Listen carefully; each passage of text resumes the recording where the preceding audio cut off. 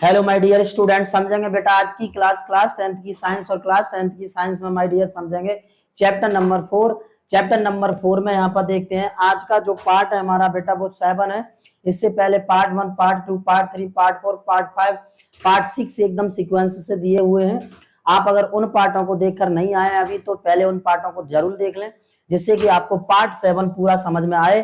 तो ध्यान से अगर आप पार्ट 7 समझना चाहते हैं तो बेटा सबसे पहले आप उन पार्ट्स को जरूर देख लें जो पार्ट्स में इनसे पहले दे चुका हूं। ठीक, तो चलिए आज की क्लास को एकदम शुरू करते हैं बेटा। बेहतरीन तरीके से शुरू से लेके लास्ट तक इस क्लास को जरूर देखना जिससे कि पूरा समझ में आज की क्लास आपको आए। तो चलिए मेरे भाई आज की क्लास यहाँ पर समझते हैं। चैप्टर का नाम तो सब आपको पता होगा, कार्बनिक यौगिक। यहाँ पर चैप्टर का नाम है कार्बन तथा उनके यौगिक। ओके, कार्बन तथा उनके यौगिक आपको पता है। कार्बनिक यौगिक किसे कहते हैं तो बेटा वे कंपाउंड, वे यौगिक जिनके अंतर्गत कार्बन उपस्थित होता है, कार्बन पाया जाता है, ऐसे यौगिक कार्बनिक यौगिक कहलाते हैं। ठीक, तो बेटा यहाँ पर समझते हैं। अब हमारा जो आज का जो मोस्ट इंपोर्टेंट टॉपिक है माय डियर वो है एसिटिक अम्ल को बनाने की विधि। एसिटिक अम्ल का फॉर्मूला आपको दिख ही रहा है, क्या है? CH3COOH। बेटा एसिटिक अम्ल को बनाने की विधि क्या है, एसिटिक अम्ल का फॉर्मूला क्या है, एसिटिक अम्ल को कैसे एक्सेप्ट करते हैं, कैसे प्राप्त करते हैं, इन सारी बातों पर डिटेल डिस्कस करते हैं माय ब्रदर आज की इस क्लास में। तो ध्यान से इस क्लास में जरूर बने रहेंगे।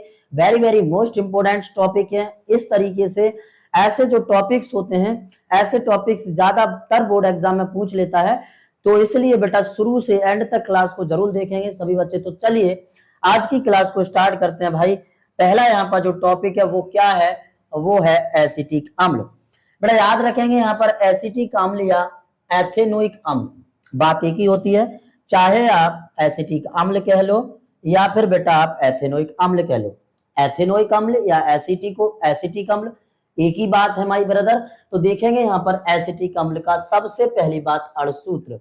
बेटा जो एसिटिक अम्ल होता है भाई उसका अणुसूत्र क्या होता है तो CH3COOH। क्या बोले बेटा? तो याद रखना सभी बच्चे, इसका अणुसूत्र CH3COOH, ये बेटा इसका अणुसूत्र होता है। उसके बाद में इसकी संरचना सूत्र, तो संरचना सूत्र की बात करते हैं भाई। संरचना सूत्र क्या होगा सर? संरचना सूत्र तो आपको पता है कार्बन हमारे पास बेटा एक ये है, एक कार्बन, और ये कार्बन इससे जुड़ा हुआ है तो ये कार्बन बेटा इससे 3H लगे हुए हैं, 1H 2H और यहाँ पर 3H। बेटा इससे डबल O तो यहाँ double bond O, single bond OH, ये होता है मेरे भाई क्या? तो याद रखेंगे CH3COOH का स्ट्रक्चर फॉर्मूला मतलब संरचना सूत्र। तो बड़े आराम से आप लोग समझ गए होंगे कि इसका संरचना सूत्र क्या है और इसका अणुसूत्र क्या है। बेटा एक बात और, अगर इसका अणुभार भी आप निकालना चाहते हैं मेरे भाई तो अणुभार भी बड़े आराम से निकाल सकते हैं। कैसे? तो देखेंगे, मैंने अणुभार आपको बताया है कैसे निकाला जाता है। तो बेटा अणुभार डिपेंड होता है परमाणु भार पर। यदि तत्वों का आपको परमाणु भार आ रहा है तो बड़े आराम से अणुभार निकाल लेंगे, नो प्रॉब्लम। किसी भी प्रकार की किसी भी बच्चे को प्रॉब्लम नहीं होगी। तो चलिए भाई यहाँ पर समझते हैं अणुभार को। तो बेटा देखिए कार्बन का कितना होता है मेरे भाई 12, हाइड्रोजन का 3 × 1 प्लस 12 प्लस 16 प्लस 16 और प्लस 1। बेटा इन सभी को जब आप ऐड करेंगे बेटा तो यहां से जो वैल्यू आएगी वही इसका क्या होगा, अणुभार होगा। ठीक, तो इतनी बात क्लियर हो गई होगी। यहाँ पर संरचना सूत्र पहले से बना हुआ है, आपको ये दिख रहा होगा। ठीक है, तो चलेंगे। अब इतना हमने इंट्रोडक्शन समझ लिया इसका कि इसका फॉर्मूला क्या होता है, संरचना सूत्र क्या होता है, अणुभार कैसे निकालते हैं। तो चलिए नेक्स्ट बेटा यहाँ पर समझते हैं। नेक्स्ट टॉपिक है बनाने की विधि। एथिल अल्कोहल से किस प्रकार से बनाया जाता है एसिटिक अम्ल। तो देखिए लिखा हुआ है एथिल अल्कोहल का अम्लीय पोटेशियम डाइक्रोमेट यानी CK2Cr2O7 और H2SO4 विलयन द्वारा ऑक्सीकरण कराने पर एसिटिक अम्ल प्राप्त होता है। बेटा याद रखेंगे यह क्रिया 2 चरणों में होती है। किस प्रकार होगी यह रिएक्शन 2 चरणों में? तो सबसे पहला स्टेप इसका होगा भाई, क्या बोले तो यहाँ पर बेटा एथिल अल्कोहल का H5OH। बेटा यहां पर C2H5OH का ऑक्सीकरण कराएंगे हम किसकी उपस्थिति में, तो K2Cr2O7 और H2SO4 की उपस्थिति में। तो चलिए यहां पर कराते हैं इसका ऑक्सीकरण। तो क्या है बेटा, K2Cr2O7 या फिर इसे मैं नीचे लिख दूं K2Cr2O7 प्लस H2SO4। और बेटा इसका हम करा रहे हैं मेरे भाई ऑक्सीकरण। ध्यान से समझना यहाँ पर क्या होता है, जैसे ही हम एथिल अल्कोहल का ऑक्सीकरण कराएंगे तो यहाँ पर प्राप्त क्या होगा, यहाँ पर प्राप्त होगा बेटा CH3CHO। ओके, यानी कि इसका नाम क्या है बेटा, तो एसिड एल्डिहाइड। ये कौन सा कंपाउंड है मेरे भाई, तो एल्डिहाइड है, इसे आपको याद रखना है। कौन सा एल्डिहाइड है, तो बेटा ये है पुनः एसिड एल्डिहाइड का एक बात और बेटा, जो बकाया एलिमेंट्स हैं आप उसे चाहो तो यहाँ पर लिख के शो कर सकते हो, बाकी आप इतना भी लिख सकते हो। पुनः हम एल्डिहाइड का बेटा इसका ऑक्सीकरण कराते हैं किसकी उपस्थिति में, तो K2Cr2O7 और H2SO4 की उपस्थिति में। ये दो स्टेप में जो मैंने रिएक्शन बताई थी बेटा, दो स्टेप में पूरी इस रिएक्शन को करना है, ध्यान से समझना है आप लोगों को। पुनः एल्डिहाइड का ऑक्सीकरण होगा मेरे भाई किसकी उपस्थिति में, तो K2Cr2O7 प्लस H2SO4। ओके, तो यहां पर हमें प्राप्त होगा ये जो ऑक्सीजन है वो यहाँ आके लग जाएगा बेटा, तो CH3COOH। ओके, समझ में आई इतनी सी बात, कोई दिक्कत यहाँ तक। तो ये जो कंपाउंड हमें प्राप्त हुआ बेटा, इसी को बोलते हैं मेरे भाई एसिटिक अम्ल। ठीक, अम्ल जिसके बारे में हम यहाँ पर पढ़ रहे हैं, इसको जिसको बनाने की विधि समझ रहे हैं, तो ये बन गया आपका एसिटिक अम्ल। नो प्रॉब्लम, यहां तक समझ में आ गया होगा सब बच्चों को। तो चलिए बेटा नेक्स्ट यहाँ पर समझते हैं कोहल C2H5OH का किण्वन वायु की उपस्थिति में माइकोडर्मा एसिटिक नामक जीवाणु की उपस्थिति में कराते हैं या करते हैं तो एसिटिक अम्ल या सिरका प्राप्त होता है। बेटा याद रखेंगे ये जो एसिटिक अम्ल है ये पाया जाता है सिरका में, तो इसलिए इसे सिरका भी कह के चलते हैं। तो चलिए अब यहाँ पर हम समझते हैं एसिटिक अम्ल कैसे प्राप्त होगा। क्या, तो इसके औद्योगिक अल्कोहल का C2H5OH का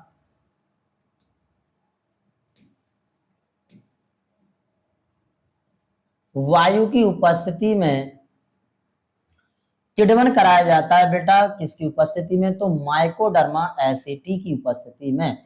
यहाँ पर प्रेजेंटेशन किसकी होती है, तो बेटा इसे याद रखना है, बन जाएगा बेटा CH3COOH। बेटा बच जाएगा हमारा जल जो कि बाहर निकल जाएगा कुछ इस तरह। ओके, बड़े आराम से आपको समझ में आ गया होगा। यहाँ पर आप देखेंगे तो ये जो कंपाउंड बना, ये जो कंपाउंड CH3COOH बेटा यही क्या है, हमारा एसिटिक अम्ल है, एसिटिक अम्ल। और इसे ही हमें यहां पर बनाना था। कोई प्रॉब्लम नहीं, यहां तक पूरा समझ में आ गया होगा। तो क्या बोले, याद रखना बेटा, जब एथिल अल्कोहल का किण्वन कराते हैं किसकी उपस्थिति में, वायु की उपस्थिति में, माइकोडर्मा एसिटिकी नामक जीवाणु की उपस्थिति में, तो बेटा यहाँ पर एसिटिक अम्ल या सिरका प्राप्त होता है, जो कि आपका कुछ इस तरह रिएक्शन हुआ है। बेटा रिएक्शन को बहुत ध्यान से समझ लेना क्योंकि मोस्ट इंपोर्टेंट यहाँ पर रिएक्शन है, ठीक है। तो यहाँ पर दिख रहा होगा C2H5OH अल्कोहल ऑक्सीजन के साथ हमने इसका किण्वन करा दिया किसकी उपस्थिति में बेटा, माइकोडर्मा एसिटी की उपस्थिति में, तो हमें एसिटिक अम्ल प्राप्त हो गया। याद रखेंगे इसे बेटा सिरका भी कहते हैं, सिरके के नाम से भी जानते हैं। बेटा गांव देहात में छिरका कहते हैं, एक्चुअल वह छिरका नहीं होता है, सिरका होता है, ये बात आपको याद रखनी है, ठीक। तो चलिए नेक्स्ट बेटा यहाँ पर टॉपिक है हमारा बेटा, अब हम यहाँ पर समझते हैं नेक्स्ट गुण किसके, तो एसिटिक अम्ल के भौतिक गुण। भाई मेरे एसिटिक अम्ल के भौतिक गुण क्या क्या है, इन भौतिक गुण पर अच्छे से कमांड करते हैं, ध्यान से समझेंगे। सबसे पहला, यह एक रंगहीन तीव्र गंध वाला तथा संचारक द्रव होता है, पहला पॉइंट। इसमें तीव्र गंध एसिटिक अम्ल की उपस्थिति के कारण आती है। जैसे सिरके की गंध, बेटा सिरका, सिरका की अगर गंध हमें सूंघे, अगर हम सिरके की गंध सूंघे तो साफ साफ वहां पर कैसा लगेगा, वहां पर एसिटिक अम्ल जैसी स्मेल आएगी। तो इसे आप ध्यान से समझ लेंगे कि भाई अगर सिरके में कोई स्मेल आ रही है तो वो किसकी अम्ल स्मेल है बेटा, किसकी गंध है, तो वो एसिटिक अम्ल की गंध होती है। ठीक, तो ये हो गया इसका दूसरा पॉइंट। इसका क्वथनांक मतलब बॉइलिंग पॉइंट 118 डिग्री सेल्सियस होता है। यह 16.5 डिग्री सेल्सियस तापमान पर जमकर बर्फ की तरह ठोस क्रिस्टल बना लेता है, इसलिए इसे ग्लेशियर एसिटिक अम्ल भी कहा जाता है। बड़ा ध्यान से समझेंगे, ये 16.5 डिग्री सेल्सियस तापमान पर जमकर बर्फ की तरह एक ठोस क्रिस्टल बना लेता है, इसलिए इसे ग्लेशियर एसिटिक अम्ल के नाम से भी जानते हैं। यह जल में भारी मिश्रणीय होता है। यह जल में एल्कोहल तथा ईथर में पूरी तरह विलय हो जाता है। 16 डिग्री सेल्सियस तापमान पर इसका आपेक्षिक घनत्व 1.045 डिग्री होता है। ओके, इतनी बात आपको समझ में आ गई होगी बेटा। ये है इसके भौतिक गुण यानी कि फिजिकल प्रॉपर्टीज। तो चलिए मेरे भाई अब समझ लेते हैं नेक्स्ट केमिकल अपक्रिया। रासायनिक गुणों में समझते हैं सबसे पहला पॉइंट क्षार के साथ अपक्रिया। तो किस प्रकार करता है एसिटिक अम्ल क्षार के साथ अपक्रिया, तो समझेंगे यहां पर से क्रिया करते हैं तो लवण प्राप्त होता है। याद रखना बेटा, जब हम एसिटिक अम्ल की किसी क्षार के साथ क्रिया कराते हैं तो लवण प्राप्त होता है। किस प्रकार बेटा रिएक्टेंगे, एसिटिक अम्ल CH3COOH, और बेटा इसकी हम किसी क्षार के साथ क्रिया करा रहे हैं तो NaOH चेंज टू, यहां पर होता क्या है मेरे भाई, तो देखेंगे यहां से एक H, ओके थोड़ा ध्यान से समझना, यहां से एक H और ये OH आपस में जुड़ जाएगा और बना लेगा बेटा H2O।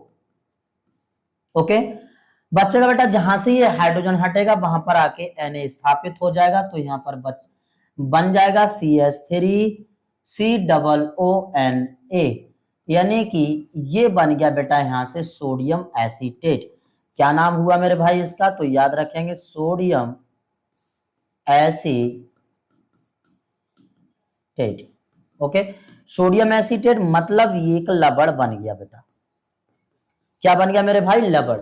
यहाँ पर लवण का निर्माण इस तरह से हो जाता है। इसी तरह दूसरा रिएक्शन मैं आपको कराऊं तो दूसरा रिएक्शन आपको मैं यहाँ पर लिखे दे रहा हूं बेटा, करके आपको बतानी है कमेंट बॉक्स में। दूसरा रिएक्शन का आपको आंसर बताना है कि क्या प्राप्त होगा। तो देखेंगे यहाँ पर CH3COOH प्लस KOH। ओके, इसका बेटा कमेंट बॉक्स में आंसर मारिए बेटा फेंक के जल्दी से, और बताइए सर क्या बनेगा। आराम से बता सकते हैं, नो प्रॉब्लम। ठीक, तो चलिए इसका आंसर बता सकते हैं। नेक्स्ट बेटा यहाँ पर क्या है, बहुत very very most important topic है बेटा नेक्स्ट, एस्टरीकरण। बेटा एस्टरीकरण को ध्यान से समझना। देखिए एक बात आप याद रखेंगे, एस्टरीकरण क्रिया में बेटा यहाँ पर जो कंपाउंड बनेगा माय डियर, एस्टरीकरण अभिक्रिया में बेटा जो कंपाउंड बनेगा उसका नाम होगा मेरे भाई ester. Okay, very very most important reaction एस्टरीकरण। एस्टरीकरण में जो कंपाउंड बनेगा उसे हम कहेंगे एस्टर। तो चलिए इस रिएक्शन को समझते हैं। अम्ल की क्रिया एथिल अल्कोहल से कराते हैं तो एथिल एसीटेट प्राप्त होता है जिसे एस्टर कहते हैं। वेरी वेरी मोस्ट इंपोर्टेंट बेटा ये रिएक्शन है, याद रखना। और इस रिएक्शन पर आप 3 स्टार लगा लो मेरे भाई, बोर्ड एग्जाम में ये ज्यादातर पूछी जाती है। क्या बोले, तो याद रखना जब एसिटिक अम्ल की क्रिया सांद्र सल्फ्यूरिक अम्ल के उपस्थिति में एथिल अल्कोहल के साथ कराते हैं तो एथिल एसीटेट मतलब एस्टर प्राप्त होता है। तो देखेंगे बेटा इस रिएक्शन को किस तरह रिएक्शन होती है इसकी, तो अभिक्रिया को बड़े ध्यान से समझेंगे। यहाँ पर क्या बताया मैंने, कहा बेटा एसिटिक अम्ल की क्रिया, ये एसिटिक अम्ल है बेटा एथिल अल्कोहल के साथ करा रहे हैं किसकी उपस्थिति में, तो मेरे भाई H2SO4 की उपस्थिति में। ये कौन सा H2SO4 है, तो बेटा सांद्र H2SO4 है, कंसंट्रेट H2SO4। तो बेटा याद रखना एसिटिक अम्ल की क्रिया एथिल अल्कोहल के साथ जब सांद्र H2SO4 की उपस्थिति में कराते हैं तो यहाँ पर एथिल एसीटेट प्राप्त होता है। यहाँ पर कैसे प्राप्त होगा, देखिए रिएक्शन को बड़े ध्यान से समझना। यहाँ पर होता क्या, ये OH इस H के साथ संयोग करेगा बेटा, जल बना लेगा, पहली बात। ओके, उसके बाद यहाँ पर ये जो पूरा कंपाउंड है ये इस H की जगह आके जुड़ जाएगा बेटा, तो इसका ये यहाँ पर प्राप्त हो जाएगा CH3 COO C2H5 और इसे ही बोलेंगे मेरे भाई एस्टर, मतलब एथिल एसीटेट रिएक्शन। तो बेटा एस्टरीकरण आपको हमेशा याद रहेगी, कोई दिक्कत नहीं, इसमें बड़े प्यार से आप समझ गए होंगे कि एस्टरीकरण किसे कहते हैं। तो याद रखेंगे, जब एसिटिक अम्ल की क्रिया एथिल अल्कोहल के साथ सांद्र सल्फ्यूरिक अम्ल की उपस्थिति में कराई जाती है तो एथिल एसीटेट प्राप्त होता है, जिसे एस्टर कहते हैं, जो कि मैंने यहाँ पर आपको रिएक्शन भी करके बताई मेरे भाई। यहां तक आपको क्लियर हो गया होगा कि सर एस्टर कैसे प्राप्त होता है। ठीक, अब नेक्स्ट यहाँ पर बढ़ते हैं बेटा। नेक्स्ट है, एक बात छोटी सी थी कि जहां पर भी हैलोजनीकरण का नाम आपको याद रखनी है कि हैलोजनीकरण में हैलोजन परिवार के एलिमेंट्स जैसे क्लोरीन, ब्रोमीन, आयोडीन, फ्लोरीन, ये जो हैलोजन परिवार के तत्व होते हैं वो रिएक्शन करते हैं बेटा। जिस किसी कंपाउंड से जिस किसी यौगिक के साथ या हैलोजन परिवार के तत्व क्रिया कर रहे हैं तो वो जो क्रिया होगी वो हैलोजनीकरण कहलाएगी बेटा। क्लोरीन रिएक्शन कर रहा है तो क्लोरीनीकरण हो गया, ब्रोमीन कर रहा है तो ब्रोमीनीकरण, आयोडीनीकरण और फ्लोरीनीकरण, इस प्रकार ये रिएक्शन होती हैं जिन्हें हैलोजनीकरण कहते हैं। समझ में आ गया होगा हैलोजनीकरण का मतलब क्या होता है, एकदम सिंपल सी बात। क्या बोले तो बेटा याद रखना, हैलोजनीकरण का मतलब हुआ वह अवक्रिया जिसमें हैलोजन परिवार के तत्व जैसे क्लोरीन, ब्रोमीन, आयोडीन, फ्लोरीन आदि अगर क्रिया करते हैं तो इस प्रकार की क्रिया को हैलोजनीकरण कहते हैं। हैलोजनीकरण में क्लोरीन क्रिया कर रही है तो क्लोरीनीकरण, ब्रोमीन कर रही है तो ब्रोमीनीकरण, आयोडीन कर रहा है तो बेटा आयोडीनीकरण और फ्लोरीन कर रहा है तो फ्लोरीनीकरण। कंप्लीट मिलाकर बेटा एक पार्ट होता है हैलोजनीकरण। तो यहां पर समझते हैं मेरे भाई हैलोजनीकरण किसे कहते हैं, हैलोजनीकरण किस प्रकार रिएक्शन होती है। COOH एसिटिक अम्ल की क्रिया करा रहे हैं क्लोरीन के साथ, किसकी उपस्थिति में, तो बेटा याद रखना लाल फास्फोरस की उपस्थिति में।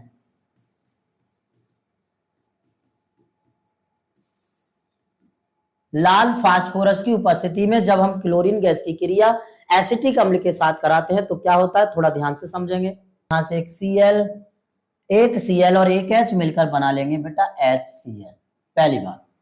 उसके बाद यहां से एक Cl बचेगा, वो बेटा यहां पर आके लगेगा और यहां से एक H इसी जगह लगा देंगे लाके, तो बेटा ये हो जाएगा CH2ClCOOH। ठीक, कोई प्रॉब्लम यहां तक समझ गए सभी स्टूडेंट्स। तो क्या बोले हम यहां पर, जब एसिटिक अम्ल की क्रिया क्लोरीन गैस के साथ लाल फास्फोरस की उपस्थिति में कराते हैं तो मोनोक्लोरो एसिटिक अम्ल प्राप्त होता है कुछ इस तरह। ये रिएक्शन आपके सामने लिखी हुई है बेटा, रिएक्शन को बड़े ध्यान से समझ लेना। ठीक, तो चलिए अब नेक्स्ट टॉपिक की ओर बढ़ते हैं बेटा। नेक्स्ट टॉपिक है हमारा उपयोग। उपयोग को यहाँ पर देख लेते हैं। सबसे पहला, प्रयोगशाला में अभिकर्मक के रूप में। दूसरा, एसीटोन तथा एस्टर बनाने में। तीसरा, प्लास्टिक तथा औषधियां बनाने में। चौथा, सेलुलोज एसीटेट तथा पॉलीविनाइल एसीटेट नामक कृत्रिम रेशे बनाने में। पांचवा, सफेद अर्थात कृत्रिम सिरका बनाने में। छठा, लेड टेट्रा एसीटेट बनाने में। सातवां, रबर के स्कंदन में किया जाता है एसिटिक अम्ल का उपयोग। ठीक है, यहां तक आपको पूरा समझ में आ गया होगा मेरे भाई। पूरा क्लास यहां तक मैंने आज कंप्लीट किया। कहां तक, तो बेटा इसके उपयोग तक, एसिटिक अम्ल के उपयोग तक। अब चलते हैं हम अपने नेक्स्ट टॉपिक की ओर, और नेक्स्ट टॉपिक हमारा है बेटा साबुन। Very very most important topic board exam की दृष्टि से। कभी कभी पूछ लेता है बेटा कि साबुन किसे कहते हैं, साबुन को बनाने की विधि लिखिए, अपमार्जक किसे कहते हैं, या साबुन और अपमार्जक में अंतर क्या होता है। इन सारी बातों पर डिटेल डिस्कस कर लेता है बेटा, बोर्ड एग्जाम में करवा लेता है, तो उसे आप ध्यान से समझेंगे कि साबुन और अपमार्जक क्या होते हैं, यहां पर समझेंगे मेरे भाई टू दी पॉइंट। तो चलिए, हेडिंग है आपकी साबुन और अपमार्जक। बड़ा यहां पर याद रखेंगे, एक प्रकार से कहा जाए कि साबुन और अपमार्जक लगभग एक जैसे ही होते हैं, दोनों को साबुन ही कहा जाता है। साबुन ही कहा जाता है। साबुन तो साबुन है ही है, अपमार्जक भी साबुन होता है, लेकिन जो साबुन है उसे बेटा इंग्लिश में सॉप बोलते हैं। एंड अपमार्जक मतलब डिटर्जेंट होता है, तो याद रखेंगे डिटर्जेंट का मतलब होता है कपड़े साफ करने वाला। तो इससे एक बात जाहिर होती है सर, जो नहाने वाला होता है वो साबुन, और जो कपड़े धोने वाला होता है वो डिटर्जेंट, उसे भी हम साबुन कहते हैं। तो हाँ बिल्कुल बात सही है, अपमार्जक भी एक साबुन होता है, लेकिन कौन सा, तो कपड़े धोने वाला। और साबुन तो हमारा है ही है, जिसे सॉप कहते हैं इंग्लिश में, मतलब नहाने वाला। तो यहाँ पर समझते हैं, साबुन उच्च बसीय अम्लों के सोडियम या पोटेशियम लवण होते हैं। ये बेटा जो साबुन है वो उच्च बसीय अम्लों के सोडियम या पोटेशियम लवण होते हैं। इनका उपयोग शरीर, कपड़े और अन्य वस्तुओं की सफाई के लिए किया जाता है। निर्माण यहां पर लिखेंगे, साबुन का निर्माण तेल या वसा की सोडियम हाइड्रोक्साइड NaOH या पोटेशियम हाइड्रोक्साइड KOH की अवक्रिया द्वारा होता है। बेटा यहां पर होता क्या है, थोड़ा ध्यान से समझेंगे मेरे भाई। देखिए इसके निर्माण को बड़े अच्छे से समझेंगे, क्योंकि निर्माण ज्यादातर बोर्ड एग्जाम में पूछ लेता है और वेरी वेरी मोस्ट इंपोर्टेंट है बेटा साबुन का निर्माण, साबुन को बनाने की विधि। तो यहाँ पर समझा सर कैसे बनाएंगे साबुन को, तो देखेंगे यहाँ पर बड़े ध्यान से। देखिए CH और CH2, पहले आप इतना लिख लो, CH2 सॉरी, COO बड़ा ध्यान से समझना, CH2 COO CH CH2 COO, एकदम सीक्वेंस से लगाते जाइए ना पहले, फिर उसके बाद C17H35 C17H35 C17 और H35। ओके, बड़ा इसकी क्रिया हम कराते हैं किससे, तो NaOH से। अब आपको थोड़ा सा समझना है यहां पर सर, COO CH2 CH2 यहां पर 3 बार है, तो क्यों ना हम इसमें अभी से 3 से गुणा कर देते हैं, तो जो बनेगा वो होगा यहां पर CH2 CH2। ओके, ये हुआ बेटा इसका OH, यहाँ OH और ये OH, प्लस बच जाएगा। अब यहां पर देखिए CH2 CH2 OH OH एक उधर पहुंच गया, तो बेटा यहां पर क्या बचा, यहां पर बचा C17H35 और बेटा COO 3 बार, तो COO बेटा। उसके बाद यहां पर Na है 3 बार, तो Na। ओके, और इसमें कर देंगे मेरे भाई 3 का मल्टीपल, और इस प्रकार ये जो कंपाउंड बनता है इसे बोलते हैं सोडियम एस्टिएरेट, और यही होता है मेरे भाई साबुन। ये बन जाता है इस प्रकार साबुन। क्या समझ में आया, ये रिएक्शन है, बड़े ध्यान से समझना, थोड़ा बड़ी रिएक्शन है, कुछ हार्ड बात नहीं है, बस थोड़े से माइंड को यूज करने वाली बात है, रिएक्शन आपको समझ में आ जाएगी। इस रिएक्शन को मैं नेक्स्ट पेज में आपको बता रहा हूं, अच्छे से ध्यान से समझो, ठीक है। चलिए क्या बोले हम, तो मैंने कहा बेटा आपको साबुन का निर्माण करना है, तो किस तरह करेंगे, थोड़ा सा ध्यान से समझेंगे। साबुन को बनाने की विधि,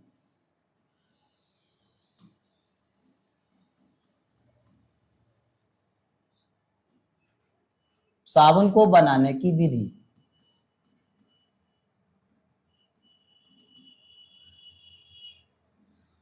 थोड़ा किस तरह बना सकते हैं साबुन को। देखिए अभी अभी हमने जस्ट समझा था कि साबुन को कैसे बनाएं, तो यहां पर मैं नेक्स्ट पेज में आपको समझा रहा हूं, अच्छी तरीके से इसकी रिएक्शन समझना। तो चलिए यहाँ पर मैंने बताया था अभी अभी कि क्या होता है साबुन को बनाने की विधि में। सबसे पहले बेटा हम यहाँ पर 3 बार, आप पूछ रहे हैं CH2 CH और CH2, ये ले लो बेटा, ठीक। उसके बाद बेटा COO ले लो, 3 बार लेना सीधा सीधा। उसके बाद C17H35 और C17H35। ओके बेटा, यहां पर हम करा रहे हैं किसके साथ क्रिया, तो बेटा NaOH के साथ, NaOH। अब याद आपको एक बात रखनी है कि हर चीज यहाँ पर 3 बार है, तो बेटा ऐसे भी हमें 3 बार रख लेना चाहिए सर। यहाँ पर हम 3 का मल्टीपल कर देते हैं, तो क्या होगा, यहां पर प्राप्त हो जाएगा बेटा, आप देखेंगे CH2 CH CH2। बेटा ये जो पहले के आप यहाँ पर देख रहे हैं CH2 CH CH2 वो मैंने इधर लिख दिए। और बेटा यहाँ से 3 बार OH है मेरे भाई, थोड़ा सा ध्यान से सुनना, ये OH यहाँ आ जाएगा OH OH OH। ओके, ये जो कंपाउंड है इस कंपाउंड का नाम क्या है माय डियर? ग्लिसरॉल। याद रखना सभी बच्चों को, इसका नाम क्या है? तो ग्लिसरॉल है, ग्लिसरॉल। कभी कभी बोर्ड एग्जाम में भी पूछ लेता है कि बेटा ग्लिसरॉल को बनाने की विधि क्या है, ग्लिसरॉल को कैसे बनाया जाता है? तो इस तरीके से ही बनाया जाता है यहाँ पर मेरे भाई ग्लिसरॉल को। तो चलिए यहाँ पर अब देखते हैं यहाँ पर बचेगा क्या। तो याद रखेंगे C17 C17 C17 3 बार, H35 H35 H35 भी 3 बार, तो यहाँ पर हो जाएगा C17 H35 और बेटा C00 C00 C00 भी 3 बार, और यहां से Na भी 3 बार। ओके, इसमें बेटा Na इन सभी को हमें 3-3 बार लेना है मेरे भाई, तो 3 का इसमें कर दीजिए मल्टीपल। इस प्रकार ये जो कंपाउंड बनेगा, ये जो कंपाउंड होगा, थोड़ा सा मैं इधर करके आपको बता रहा हूं, थोड़ा ध्यान से समझना। तो कौन सा कंपाउंड है बेटा? याद रखना, इसी को बोलते हैं मेरे भाई साबुन, और इसे इसका जो नाम है पूरा वो है sodium stearate. Sodium stearate या बोले तो बेटा यही होता है मेरे भाई साबुन। समझ में आया सब बच्चों को? कोई दिक्कत? तो यहां तक आपको पूरा क्लियर हो गया होगा कि बेटा साबुन कैसे बनाते हैं। यहां पर देखिए रिएक्शन मैंने पूरी आपको समझाई हुई है, ठीक। तो याद रखेंगे साबुन और अपमार्जक को बनाने की विधि। सबसे पहले बेटा यहाँ पर याद रखेंगे साबुन उच्च वसीय अम्लों के सोडियम और पोटेशियम लवण होते हैं। इनका उपयोग शरीर, कपड़े और अन्य वस्तुओं की साफ सफाई के लिए किया जाता है। उन्हें धुलने में लागू किया जाता है, उपयोग में लाए जाते हैं। साबुन का निर्माण तेल या वसा के सोडियम हाइड्रोक्साइड NaOH या पोटेशियम हाइड्रोक्साइड KOH अवक्रिया द्वारा होता है, जो कि यहाँ पर मैंने ये रिएक्शन आपको करके बताई। ये पूरा आपको समझ में आ गया होगा मेरे भाई। तो चलिए इसका आप इसकी स्क्रीनशॉट ले लेंगे, फिर आगे बढ़ते हैं। नेक्स्ट टॉपिक है बेटा, यहां पर समझेंगे अपमार्जक। अपमार्जक ऐसे कृत्रिम सफाई पदार्थ हैं जो कठोर जल में भी प्रभावी ढंग से सफाई करते हैं। ये सामान्यतः सल्फेट या सल्फोनेट लवण होते हैं। याद रखना, इनका उपयोग कपड़े धोने, बर्तन धोने आदि की सफाई करने में किया जाता है। बेटा मैंने आपको बताया कि जो साबुन होता है, ये बात आपको याद रखनी है ना माइंड में, ठीक, कंफ्यूज नहीं होना है बेटा। साबुन हम कपड़े धोने वाले से भी साबुन कह देते हैं और नहाने वाले से भी साबुन कहते हैं। एक्चुअल ऐसा नहीं है। एक्चुअल क्या है, साबुन हमारा नहाने वाला होता है, कपड़े धोने वाला अपमार्जक होता है, जिसे डिटर्जेंट कहते हैं। ये बात याद रखना, ठीक बेटा। तो साबुन जो होता है मेरे भाई, याद रखेंगे नहाने वाला, नहाने वाले को साबुन कहते हैं। ये माइंड में कॉन्सेप्ट याद रखना बेटा।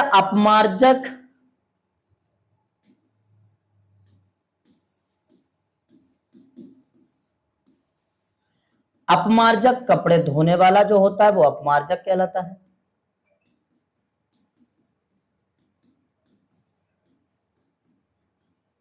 कपड़े धोने वाले को मेरे भाई अपमार्जक कहते हैं, जो कि आपको यहां पर लिखा हुआ दिख रहा है। चलिए नेक्स्ट यहां पर समझते हैं साबुन तथा अपमार्जक में अंतर। Very very most important topic, exam की दृष्टि से पूछ लेता है बेटा 1-2 नंबर में कि भैया साबुन तथा अपमार्जक में अंतर क्या है, समझा दीजिए। तो एक कॉलम में आप साबुन डाल लेंगे, दूसरे कॉलम में बेटा अपमार्जक डाल लेंगे। इस प्रकार कॉलम बना देंगे, टेबल बना देंगे। तो चलिए यहां पर समझते हैं पहला पॉइंट साबुन में। इस प्रकार के साबुन अच्छे प्रकार के तेलों तथा वसाओं से बनाए जाते हैं। बेटा जो साबुन होते हैं वो अच्छी प्रकार के तेलों या वसाओं से बनाए जाते हैं। इसमें पहला पॉइंट, इस प्रकार के अपमार्जक सस्ते तेलों या वसाओं से बनाए जाते हैं। जो कपड़े धोने वाले भैया होते हैं, उन्हें अपमार्जक को किससे बनाते हैं? तो सस्ते तेल या वसाओं से बनाए जाते हैं, अम्लों से बनाए जाते हैं, ठीक। इन साबुनों को रंगीन तथा सुगंधित करने के लिए विभिन्न पदार्थों को मिलाया जाता है। नहाने वाले साबुनों को तरह तरह का साबुन कर दिया जाता है और उसमें विभिन्न प्रकार के ऐसे पदार्थ मिलाए जाते हैं जो रंग बिरंगे हो जाए और उनमें खुशबू आए, अच्छी सी बेटा यहाँ पर सुगंध आए। ठीक, तो इस प्रकार बना दिया जाता है। इस प्रकार के अपमार्जक इन पदार्थों की कोई आवश्यकता नहीं होती है। कपड़े धोने में रंग बिरंगे पदार्थों या जो खुशबू ले आए ऐसे पदार्थों की कोई आवश्यकता नहीं होती है, वहां तो सीधा कपड़े साफ कराना है भाई। चलिए, इनमें पूरक पदार्थ नहीं मिलाए जाते हैं, पूरक पदार्थ नहीं मिलाए जाते हैं। इनमें पूरक पदार्थ जैसे सोडियम सिलिकेट आदि मिलाए जाते हैं। किसमें? तो कपड़े धोने वाले साबुन में। इनमें हानिकारक क्षार बिल्कुल नहीं होते हैं, लेकिन याद रखेंगे कपड़े धोने वाले साबुनों में हानिकारक क्षार होते हैं, हानिकारक क्षार होते हैं। यहां पर बेटा ये लिख लोगे, थोड़ा सा यहां मिस्टेक हो गया है तो इसे सही कर लोगे। ठीक है बेटा, क्लियर हो गया। तो याद रखेंगे जो साबुन होते हैं नहाने वाले उनमें हानिकारक क्षार बिल्कुल नहीं होते हैं, लेकिन इनमें हानिकारक क्षार होते हैं। ये हुआ बेटा हमारा साबुन तथा अपमार्जक में अंतर। ओके, तो आप लोगों को क्लियर हो गया होगा साबुन और अपमार्जक में अंतर क्या होता है। तो मेरे भाई आज की क्लास में मैंने अपना पूरा चैप्टर, जो हमारा चैप्टर था चैप्टर नंबर 4 साइंस के केमिस्ट्री वाले भाग का, आज पूरा इस क्लास में चैप्टर कंप्लीट हुआ, साथ में लेक्चर में। तो इन सभी लेक्चर को 1 2 3 4 5 6 7 करके जब आप सीक्वेंस से क्रम से देखेंगे तो पूरा यकीन के साथ कह सकते हैं कि आपको समझ में आएगा। ठीक, ये बात याद रखेंगे तो पूरा ही बेटा क्रम से ही वीडियोस देखा करें, जिससे कि आपको जो क्लास आए वो आपको पूरी तरह से समझ में आए, अच्छी तरह से समझ में आए। ठीक है, तो बेटा याद रखेंगे, यहाँ पर पढ़ते रहेंगे सभी बच्चे मन लगा के। आज की क्लास में हमने अपना चैप्टर नंबर 4 क्लियर कर दिया, फिनिश कर दिया। अब इससे आगे नेक्स्ट क्लास में लेके आएंगे अपने फिजिक्स वाले पार्ट को, और फिजिक्स वाले पार्ट में हम चलाएंगे बेटा यहाँ पर परावर्तन, प्रकाश का परावर्तन, अपवर्तन क्या है ये, इन सारी बातों पर डिटेल डिस्कस करेंगे नेक्स्ट क्लास में। तो आज के लिए इतना ही। सभी स्टूडेंट्स वीडियो को शेयर कर देंगे, प्लीज लाइक भी कर देंगे और चैनल को सब्सक्राइब कर लेंगे सभी स्टूडेंट, और पढ़ते रहेंगे एकदम मन लगा के। जय हिंद, धन्यवाद।